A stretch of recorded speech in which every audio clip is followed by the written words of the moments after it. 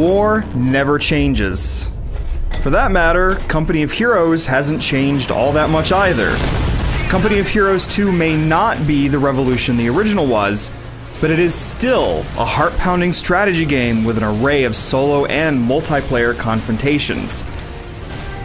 Expect your micromanagement skills to get a workout online, and for your senses to be bombarded by the rigors of the Eastern Front. I had a lot of time to think about those men and what they did for me, and the price they paid for their bravery. The campaign story doesn't always effectively communicate those rigors, however. Mediocre-looking cutscenes try to get the blood boiling, but it's best to ignore the awkwardly acted melodrama and let the missions themselves do the talking.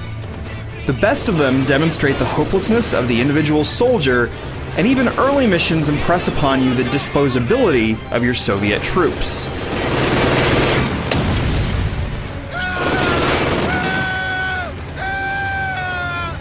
One way Company of Heroes 2 does this is with winter weather.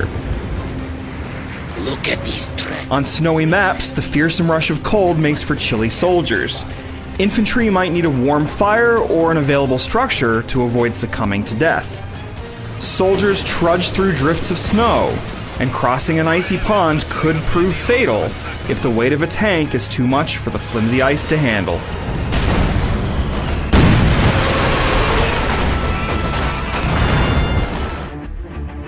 Do you risk sending unprotected soldiers to a desolate capture point, hoping they can make the trek without freezing to death? The weather is not an issue on every map, but when it's a concern, your usual tactical approach may not work. Meanwhile, voiceovers frequently remind you that you're sending troops out to die for the motherland, and the endless stream of free conscripts most missions gift you reinforce the idea that no one individual is indispensable. Unfortunately, this huge supply of free infantry also makes it too easy to win some campaign missions by steamrolling across the map using sheer numbers. That might be a somewhat authentic representation of the Soviet strategy, but it isn't that challenging to orchestrate. He's coming! Get down! Nevertheless, campaign missions still manage to be varied and intense. When a squad hits the ground, pinned by oppressive fire, it not only looks authentic, but it also hinders your progress. A vehicle's rockets might hit a structure and make a grand fireworks show, but demolishing that building might also mean getting an obstacle out of your way so that you can hit the enemy where it hurts. Company of Heroes 2 is a 1-2 punch of powerful production values and nail-biting confrontations. Company of Heroes 2 excels when it sticks to its standard strategic formula. In a typical match, you start with a squad of engineers or pioneers and construct the necessary structures to pump out new units. You then move infantry quickly into the map to capture victory points and increase the flow of necessary resources. The campaign takes a while to get all the mechanics in play, however. The Germans have set up artillery somewhere within the area. So if you need a greater offline challenge, head to the Theater of War. The theater includes a number of cooperative and solo challenges, and are typically much more difficult than the campaign.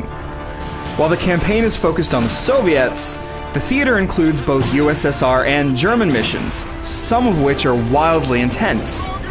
Managing multiple control groups on icy maps, or walking a tightrope of map control and base defense is tense and exciting.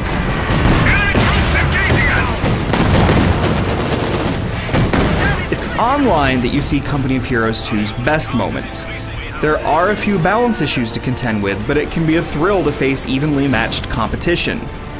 You see human competitors exploiting mechanics the AI never does. For instance, players will utilize the authentic line of sight mechanic, which unveils the fog of war based on what the unit should be expected to see rather than a set radius. A mortar team in the right nook can wreak havoc and have you ordering a recon aircraft to survey the area or shooting off a flare. The recon comes courtesy of your chosen commander, who affords you certain abilities you can perform once you earn enough commander points during the match. Your decisions from the very beginning of an online match can have far-reaching consequences, from the way you handle your engineer or pioneers to the effectiveness of your flanking maneuvers. Careful planning can culminate in a tense standoff at a single victory point, with your tank rolling in at the last minute to pick off the remaining enemy troops vying for point control. But heartbreak also comes, often in the form of a flame-spewing half-track that burns multiple squads to a crisp in seconds. Company of Heroes 2 offers consistent levels of enjoyment online. Offline, it's usually fantastic, though some missions, like those that have you sniping enemy officers, can feel tedious and show off some odd AI behavior. But when it finds its target, Company of Heroes 2 delivers a mighty payload that shows strategy gaming at its most intense.